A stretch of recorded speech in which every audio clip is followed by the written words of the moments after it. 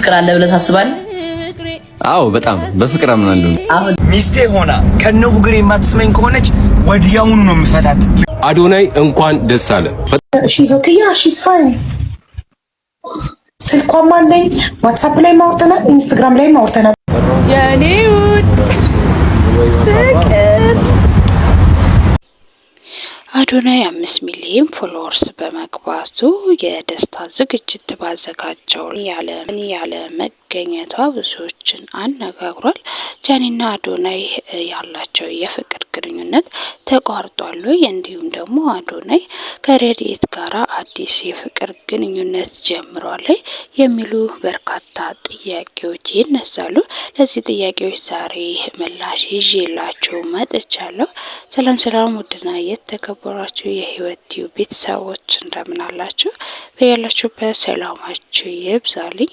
ዛሬም በአዲስ ቪዲዮ መጥቻለሁ። ለቻናሌ አዲስ የሆናችሁ ቻናሉን ሰብስክራይብ ያደርጋችሁ ቤተሰቡን እንደዚህ ያለ አዳዲስ መረጃዎች እንዲደርሷችሁ የደወል ምልክቷን አንዴ ተጫኑ ማለት ነው። እንዲሁም ቪዲዮን በላይክ ጀምሩ። አመሰግናለሁ። እንግዲህ በጃኒና በጆን ዳንኤል መካከል ተፈጥሮ የነበረው ውዝግብ ነገሩ በእርቅ ቢቋጭም ጉዳዩ ግን በአዶናይና በጃኒ ግንኙነት ላይ ጥቁር ጥላ የጣለም ይመስላል ማለት ነው። የውስጥ መረጃዎች እንደሚያመለክቱት ነገሩ ከእርቅ በላይ ሆኖ ወደ መለያየት እያመራ ነው። የቪዲዮ ሚስጥርና የአዶናይ ድብርት ጆን ዳንኤል በእጁ ላይ የሚገኝ ራቁት ቪዲዮ እንዳለ መግለጹና ጃኒም ይህንን እውነቷ ማመኗ ነበር እንግዲህ አዶናይን ኩፍኛ እንዲጎዳው የሆነው። አዶናይ የመከዳት ስሜት ውስጥ ከመግባቱም በላይ እንግዲህ ከሰሞኑ በነበሩ ምስሎች ላይ ከፍተኛ ድብርት ስሜት ይታይበት እንደነበረም እንግዲህ አይተናል።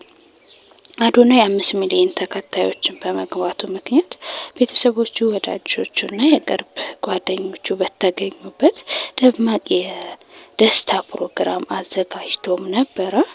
ሆኖም በዚህ ትልቅ ቀን ላይ እንግዲህ ጃኒ አለመገኘቷ ግንኙነታቸው ማክተሙን የሚያሳይ ትልቅ ምልክት ተደርጎም እንግዲህ ተወስዷል። ረድኤትና አዶናይ የፍቅር ግንኙነት ጀምረዋሉ የሚል በጣም በርካታ ጥያቄዎች ይነሳሉ። እንግዲህ የወሬው መነሻ ምንድን ነው ብለን ስንል ረድኤት ከጀርመን ወደ ኢትዮጵያ በመጣችበት ወቅት ከአዶናይ ጋር አብረው የታየችው ቪዲዮዎችና ፎቶዎች በቲክቶክ ላይ በስፋት ተሰራጭተዋል። ይህ ደግሞ ለመገናኘት ብቻ ነው ወይ የመጣችው የሚሉ ጥያቄዎችንም አጭሯል ማለት ነው። ድብቅ ሚስጥሩ ምንድን ነው ስንል እስካሁን ድረስ በሁለቱም በኩል እንግዲህ በይፋ የተነገረ የፍቅር ግንኙነት የለም። ይሁን እንጂ ተከታዮቻቸው የሚከተሉትን ግምቶች አስቀምጠዋል ማለት ነው። የስራ ግንኙነት፣ ሁለቱም ታዋቂ ቲክቶከሮች በመሆናቸው አብሮ መስራት የተከታዮቻቸውን ቁጥር ከፍ እንደሚያደርግላቸው ያውቃሉ።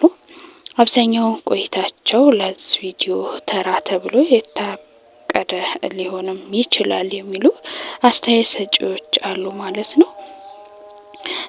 ወደ ግንኙነታቸው ስንመጣ በቪዲዮቻቸው ላይ እንግዲህ የሚታዩ መቀራረብ የትልቅ ጓደኝነት እንጂ የግድ የፍቅር ግንኙነት ላይሆንም ይችላል የሚሉም አሉ ማለት ነው።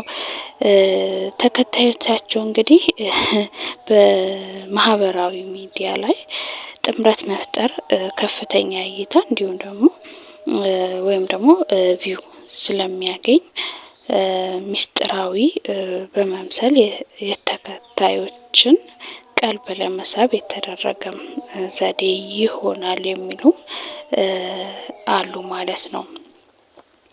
እንግዲህ አሁን ላይ ጃኒና አዶናይ በመጣላታቸው እንግዲህ በጣም ከፍተኛ ውዝግብ እየተነሳ ይገኛል ነው። ዮኒ ማኛ ላይ ቀርባ ላይቭ ላይ ስትናገር ከአዶናይ ጋር አሁን ላይ ያላት ግንኙነት ምን ይመስላል ብሎም ጠይቋት ነበር። ያለሽ ግንኙነት ምን ይመስላል ብሎ ሲጠይቃት ነገሩን ግልጽ አድርጋ አልተናገረችም። ነገር ግን በመሀላቸው ትልቅ ክፍተት እንዳለ ያሳያል። እንዳያችሁት እንግዲህ አዶናይ ባዘጋጀው የደስታ ፕሮግራም ላይ ጃኒ አልተገኘችም ነበር። ይህ ማለት ደግሞ በመሀላቸው ትልቅ ክፍተት ተፈጥሯል ማለት ነው፣ ወይም መገመት አያቅትም። እንግዲህ ተመልካቾችም አዶናይ በጣም በርካታ አስተያየት የሚሰጡ አሉ። አዶናይ ረድኤትን እስከሷ ጋር ፍቅር ሆኖ እሷን ማፍቀር አለበት ብለው እንግዲህ ተመልካቾቹ የአዶናይ ወዳጆች ተከታዮች እንግዲህ ረድኤትን ሊያጋቡት ቆርጠው የተነሱ ይመስላል።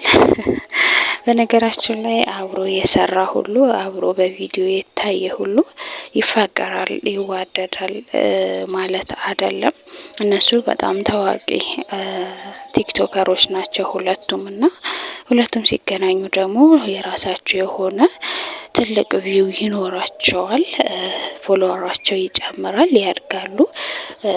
አብዛኛው ሰዎች ቲክቶከሮች አይታችሁ ከሆነ አብረው ነው የሚሰሩትና ይሄ ማለት ግን አብረው የፍቅር ግንኙነት አላቸው፣ ሪሌሽንሽፕ ላይ ናቸው ማለት ትንሽ አዳጋች ነው። ይሄ ነገር ትክክል ነው ብዬ አላስብም።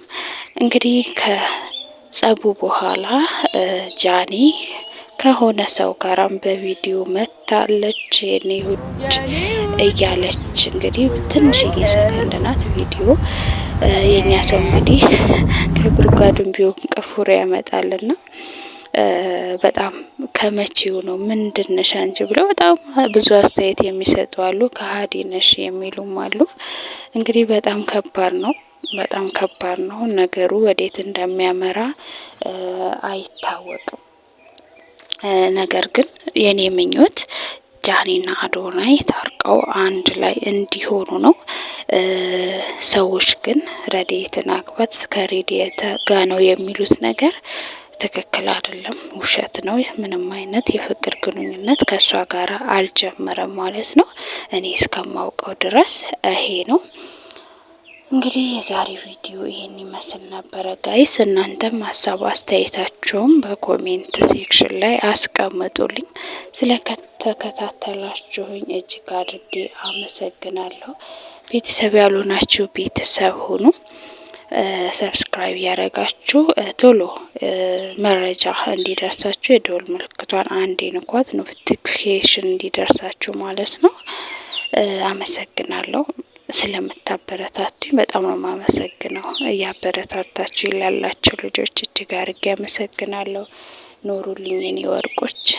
መልካም ጊዜ ይሆንላችሁ። በሌላ ቪዲዮ ደግሞ እስከምንገናኝ ሰላማችሁ ይብዛልኝ። ባይ ባይ።